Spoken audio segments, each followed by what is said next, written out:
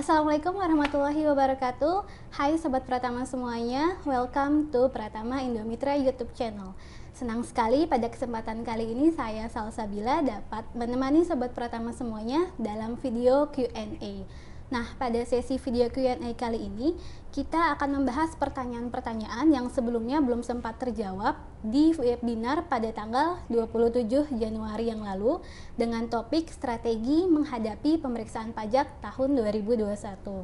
Nah, bagi semua Sobat Pratama yang belum sempat atau ketinggalan menyaksikan video webinar kami, nanti dapat menyaksikannya kembali di channel YouTube kami atau nanti linknya akan kami sertakan di description box di bawah video kita. Oke, baik, langsung saja kita mulai sesi Q&A kali ini.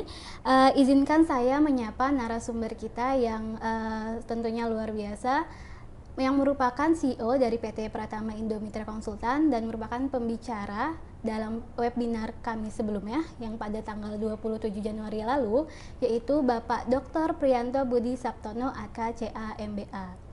Assalamualaikum warahmatullahi wabarakatuh. Selamat siang Pak Pri, gimana kabarnya Pak?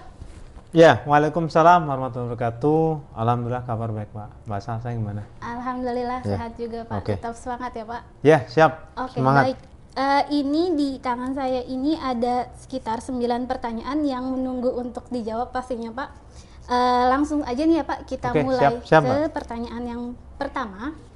Baik, ini dari Bapak Khalid BNI. Pertanyaannya, Pak Pri, terkait pertanyaan saya saat webinar kemarin soal dispute pencadangan kredit, adakah jurisprudensi yang memenangkan wajib pajak, Pak? Ya. Nah, ini kalau bicara Pak Khalid ya, kalau bicara jurisprudensi memang kita nggak mengenal ada istilah dasar hukum jurisprudensi. Jadi kalau sudah masalah cadangan, ini kembali lagi nih, kalau udah masalah cadangan, ini bagaimana menafsirkan PMK yang menjadi turunan dari pasal 9 ayat 1 huruf Charlie Undang-Undang PPH. Jadi ceritanya kan begini, dulu secara aturan pajak sama dengan accounting. Aturan pajak pakai penyisian penghapusan aktiva produktif, accounting ya BI juga pakai itu. Giliran kita menerapkan PSAK 55, instrumen keuangan pengukuran penyajian lapor, instrumen keuangan, udah beda nih, beda kutub. PPAP untuk pajak, penyisian penghapusan aktiva produktif, kemudian untuk accounting pakai CKPN, cadangan kerugian penurunan nilai. Nah, cadangan kerugian penurunan nilai ini menggunakan pendekatan incurred loss. Jadi incurred loss kalau sudah terjadi misalkan tidak lancar, baru dibuat cadangan. Sementara kalau PPAP itu berdasarkan rumus. Rumus tergantung nih si siapa kreditnya masuk kolektibilitas 1. Kolektibilitas 1 kan lancar. Mulai dari lancar sampai yang macet, kolektibilitas 5. Namanya kol 5. Kalau bahasa orang perbankan biasanya kol 1, kol 2, kol 3, kol 4, kol 5. Kol 5 itu yang macet atau NPL. Itu memang dicadangkan 100%. Nah, dispute yang sering muncul ini aturan formalnya, cara membaca, karena di situ kan harus terpenuhi persyaratan di PMK, ya. Nah, kalau saya ngelihat jurisprudensi, saya sendiri nggak tahu persis ada atau enggak gitu ya, tapi kita harus mencari di putusan pengadilan pajak. Tapi sekali lagi kalau udah masuk ke putusan pengadilan pajak, argumentasinya sama, bisa jadi putusannya beda. Kasusnya sama, putusannya beda. Kenapa beda? Ya kan pasal 76 Undang-Undang Pengadilan Pajak mengatur sengketa pajak diputuskan berdasarkan alat bukti, peraturan, pengetahuan hakim, keyakinan hakim. Ada peran keyakinan hakim. Nah, kalau udah keyakinan kan kadang-kala beda keyakinan. Nah, itu istilah saya yang sering saya gaungkan. Beda keyakinan udah susah.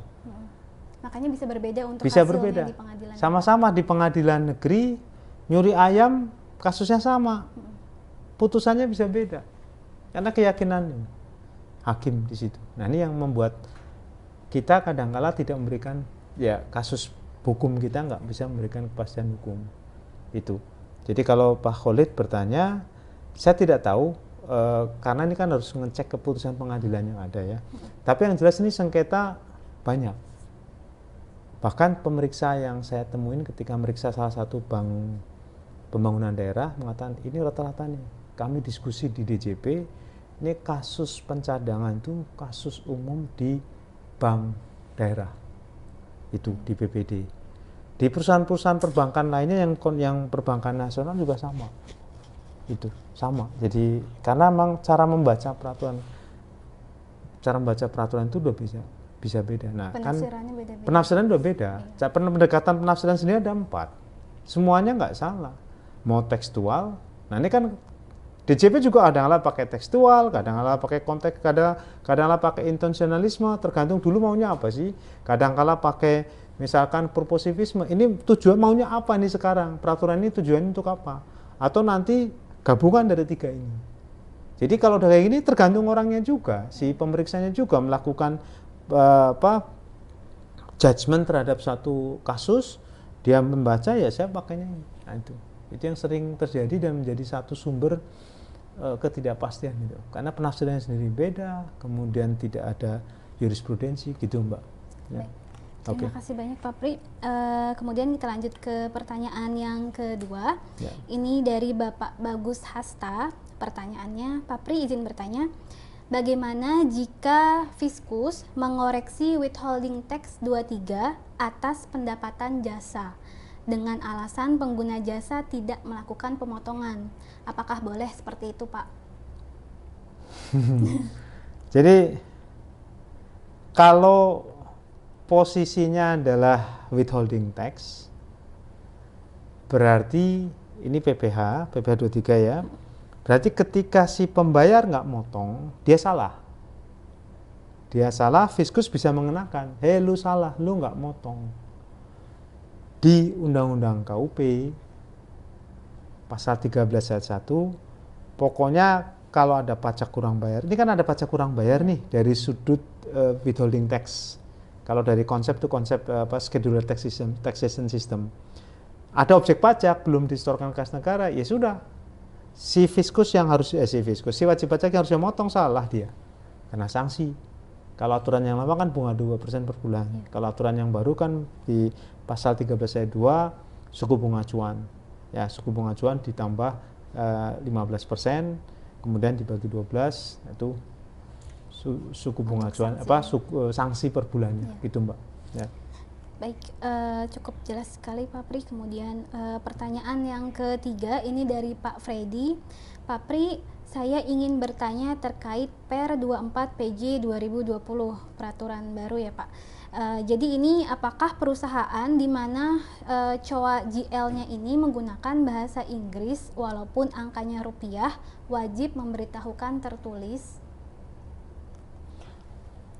Kalau pemberitaan tertulis itu kalau misalkan ya kita mau menggunakan pembukuan dolar itu ada 2, ada bahasanya Inggris, kemudian angkanya US dollar kalau itu ya. Nah yang penting pertama persyaratannya dulu terpenuhi nggak, ini kan Pak Freddy nggak menyebutkan ya persyaratannya apa. Nah persyaratannya diantaranya kan dia PMA atau memang perusahaan, nah ini juga saya nggak tahu nih perusahaannya. Kalau perusahaan migas jelas ya, hulu migas dia wajib memang harus pakai dolar. Kemudian kalau PMA jelas BUT bisa. Nah kemudian perusahaan yang menggunakan functional currency mata uang dolar Amerika Serikat dia bisa pakai mata uang dolar. Nah kita harus lihat dulu, kalau udah itu memang kita harus ngajuin pembukuan dengan mata uang asing dan dolar Amerika Serikat. Nah, kalau misalkan kita nggak terpenuhi, ya nggak usah ngajuin. Nah, intinya kalau ngajuin harus memenuhi syarat dulu. Berarti yang nanti transaksinya, kalau sudah disetujui dengan mata uang dolar, transaksinya, semua transaksi diubah ke dolar. GL-nya mau pakai, silakan, mau GL bahasa Inggris, itu lebih, atau yang penting kan sebenarnya ujungnya apa? Kalau di pasal 28, ujungnya adalah agar pajak bisa dihitung. Jadi kata kuncinya pajak dia. Ini soalnya gini loh, ada beberapa kasus ya, Misalkan saya wajib pajak pakai rupiah, tapi karena perusahaan asing, saya nggak mau izin ya. Tapi kan dolar, mata uangnya bukan mata uangnya tetap rupiah, cuman kan bahasanya Inggris biasanya kan. Iya. Ya biar bisa dibaca oleh orang asing gitu ya. Memang ada yang sempat mempertanyakan, ini kan berarti bahasanya harusnya bahasa Indonesia dong, kenapa bahasa Inggris? Nah, kita harus melihat juga tujuannya apa? Tujuan pembukaan agar pajak bisa dihitung. Dengan pembukaan bahasa Inggris, mata uang rupiah kan tetap masih bisa dihitung. Itu nggak perlu izin. Izin itu kalau pakai bahasa Inggris dan USD. Nah, itu silahkan ajuin izin. Kalau cuman kayak gitu rupiah, mata uangnya kan tadi rupiah ya? Iya, mata uangnya rupiah, cuma COA GL-nya COA aja. Nggak ada, nggak perlu ya. Nggak. Yang penting pajaknya bisa di. Berarti pajaknya rupiah, iya, gitu. Ya, oke. Oke, baik. Selanjutnya dari Bapak Hasan Yusuf. Pak Pri izin bertanya, suami istri mempunyai NPWP terpisah atau MT. Apakah jika suami memberikan harta hibah kepada istri termasuk objek pajak bagi istri? Hibah itu. Jadi gini, ini kita harus melihat dulu ya konsep memilih terpisah. Di Undang-Undang PPH diatur bahwa subjek pajaknya itu adalah satu, suami istri itu satu. Ya suami istri itu satu. Jadi nama suami istri nggak ada hibah. Ya suami istri satu. Kenapa kemudian di pasal 7, di pasal 8 itu milih terpisah? Itu dalam melaksanakan kewajiban setor lapornya. Tapi cara ngitungnya satu. Gimana coba? Sekarang gini. Suami punya penghasilan 300 juta. Istri punya penghasilan 200 juta. Cara ngitungnya gimana? Digabung. Gabung dulu. Jadi satu. Iya. Jadi tetap dianggap satu wajib pajak. Cuma pelaporannya. Digabung dulu. Kemudian nanti dihitung PTKP-nya, ya KI 1 atau KI 0, kemudian ketemu pajak, pajaknya nanti pecah. Berdasarkan proporsi kan, berarti suami melaporkan pajaknya 300 per 500, istri 200 per 500. Tinggal nanti kan suami dan istri masing-masing punya kredit pajak nggak? Kalau nggak ada ya sudah lapor. Ini kan cara ngitungnya satu. Cara ngitungnya satu, cuma ngelaporinya, nyetornya ini masing-masing. Tapi tetap satu, karena subjek pajaknya satu. Kalau udah kayak gitu ya suami istri nggak ada hibah. Nah hibah nanti gimana? Orang ngitungnya satu. Itu.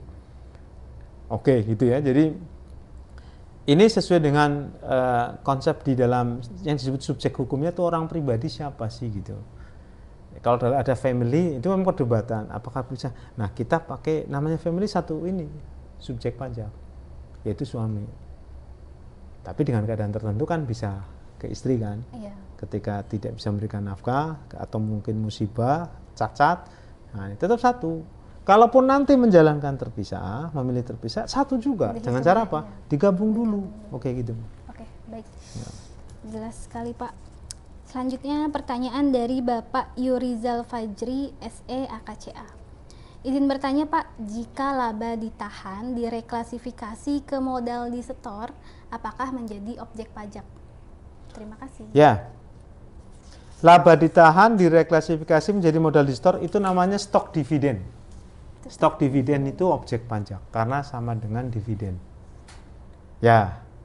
Kalau pakai kasus yang sekarang itu berarti non objek pajak. Kalau undang-undang CK sudah berlaku. Tapi yang jelas itu penghasilan karena masuk kategori share dividen. Itu. Cuman kalau objek pajak atau enggak tergantung tahun pajaknya. Kalau pakai undang-undang CK itu penghasilan tapi non objek pajak. Demikian. Oke, baik. Jadi laba ditahan tetap walaupun ke modal disetor hitungannya tetap dividen ya Pak Mas? Jurnalnya itu jurnalnya ya. Iya. Nah, jurnalnya gini.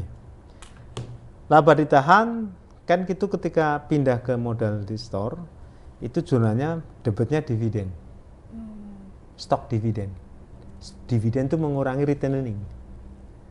Kreditnya apa? Modal saham. Nah, itu jurnalnya gitu. Nah, return earningnya kan debit. Return earning debit itu apa? Dividen. Tinggal pilihannya apakah cash, berarti itu cash dividen. Atau memang ininya di debit, return earningnya, kemudian kreditnya itu misalkan properti atau saham perusahaan yang lain. Saham perusahaan lain itu namanya properti dividen. Jadi kalau kita belajar akuntansi keuangan itu. Jadi ketika modal dasarnya nambah, penambahannya berasal dari earning, itu namanya stok dividen. Demikian. Baik. Selanjutnya pertanyaan ke-6 dari Bapak Lutfi Hidayat. Pak, adakah cara menghindari sanksi atas pemberitahuan ekspor jasa yang tidak dilampirkan saat menyampaikan laporan SPT masa PPN dalam hal penyerahan jasa maklon yang diekspor? Pemberian ekspor, pemberitahuan ya, ekspor jasa. PEJ. PEJ itu kan termasuk bagian dari faktur pajak. Kalau faktur pajaknya nggak dibuat, sudah jelas kan pasal 14 ayat 4 kena sanksi. Pakai undang-undang CK sekarang 1% kali DPP. Gitu Mbak. Kalau ngindarin sanksi, ya buat faktur pajak nggak ada. Jadi kalau sudah nggak buat faktur pajak udah nongol tuh otomatis. Karena pasal 14 ayat 4-nya udah nongol undang-undang KUP-nya. Demikian Mbak. Agak susah ya. Ya. Siap. Pertanyaan ke-7 dari Pak Oi Hotel Oke. Izin bertanya Pak, jika beban komisi atau fee di dalam SPT selalu kami koreksi positif karena tidak ada bukti yang kuat dan pihak yang dipotong PPh juga tidak bisa kami potong karena tidak mau memberikan identitas. Ya. Bagaimana supaya beban tersebut tidak dikoreksi? Terima kasih. Tidak ada bukti kuat ya, ya. Itu sudah dijawab sendiri itu ya. Sudah dijawab sendiri. Kalau kita ingin beban komisinya nggak dikoreksi, ya berarti dipotong gitu, itu aja. Gitu Pak Wei ya. Jadi sudah dijawab oleh Pak Wei sendiri gitu ya. Oke, gitu. Sip. Selanjutnya pertanyaan yang ke-8 ini dari Bapak Muhammad Gumelar. Pak, izin bertanya, jika kami melakukan perjanjian KSO dan biaya tenaga kerjanya dilapor oleh rekan kami, tetapi biaya tenaga kerjanya dicatat pada laporan keuangan kami, apakah seharusnya kami yang lapor biaya tenaga kerjanya, Pak? Terima kasih. Saya belum tahu, kaminya kami siapa? KSO-nya atau anggota JO itu? Di sini sih tidak ada keterangan lebih lanjutnya, Pak. Oke lah. Ini karena nggak jelas ya. Jadi kaminya kami siapa? Yang jelas gini, Pak Gumelar ya. Iya, Pak Muhammad Gumelar. Pak Gumelar, kalau kita bicara KSO, KSO sendiri subjek pajak gitu, sesuai dengan Peraturan Dirjen Pajak Nomor 4 2020. Dia subjek pajak. Berarti dia punya pembukuan sendiri, ya. Nah, otomatis biaya-biayanya ya masuk situ. Biaya-biaya masuk situ. Tinggal masalahnya, ini KSO menggunakan pembagian laba dengan model profit sharing atau revenue sharing. Kalau saya melihat ini biaya pegawai di KSO, otomatis dia adalah profit sharing. Jadi gini, KSO punya proyek, dia nagih dapat pendapatan. Karena ada biaya berarti profit sharing, biaya-biaya KSO numpuk di situ, dicatat. Baru nanti pendapatan kurangi biaya, muncul laba, labanya baru dibagi. Nah, dengan demikian biaya KSO-nya ya harus di KSO untuk mengurangi pendapatan sesuai dengan matching cost dengan revenue. Itu aja sih yang coba saya tangkap ya. Jadi nggak bisa dicatat yang lain, tapi ada tapinya.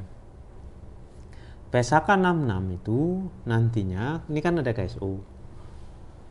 Masing-masing anggota JO akan mencatat aset, liabilitas, penghasilan, dan biaya dari KSO ini.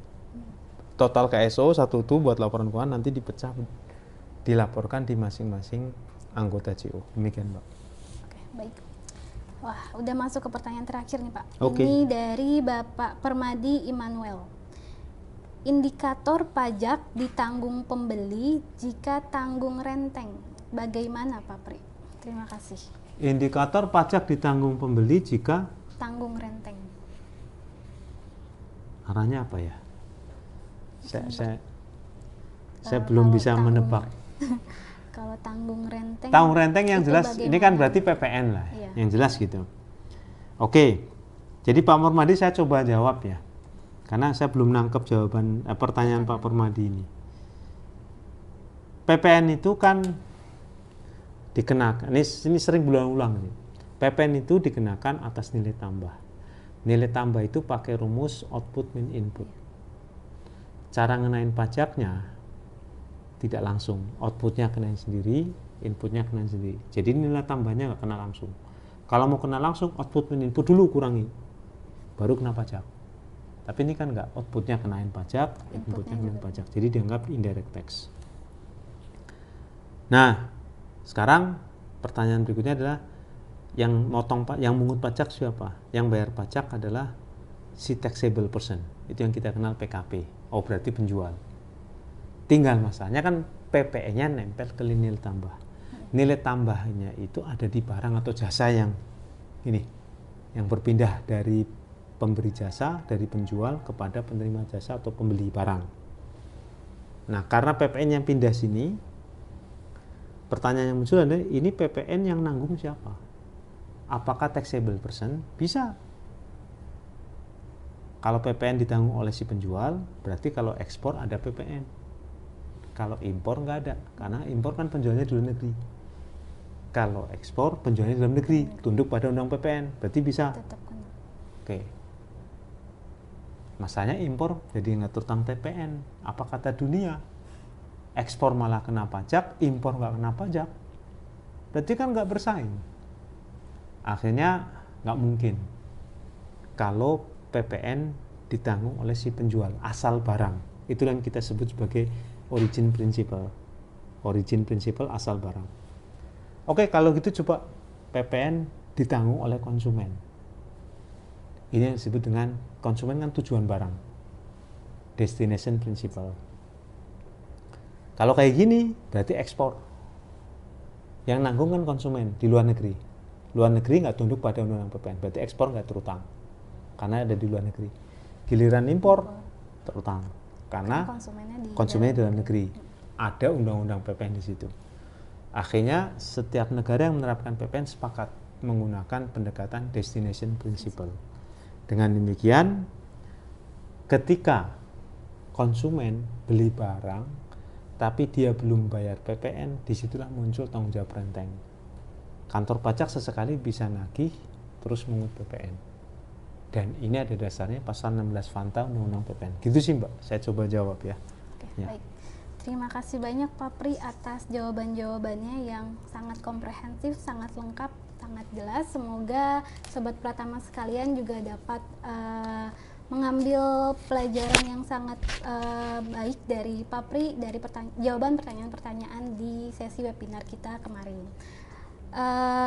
Sebelum saya tutup video kali ini, saya Salsa juga mau mengingatkan kembali nih untuk para Sobat Pratama sekalian. Jangan lupa untuk terus mendukung channel YouTube kami dengan cara mensubscribe, like, dan komen juga. Jangan lupa juga untuk menyalakan lonceng notifikasinya agar tidak ketinggalan video-video terupdate dari kami. Saya Salsa pamit undur diri. Terima kasih banyak. Sampai bertemu kembali di video-video kami selanjutnya. Terima kasih. Assalamualaikum.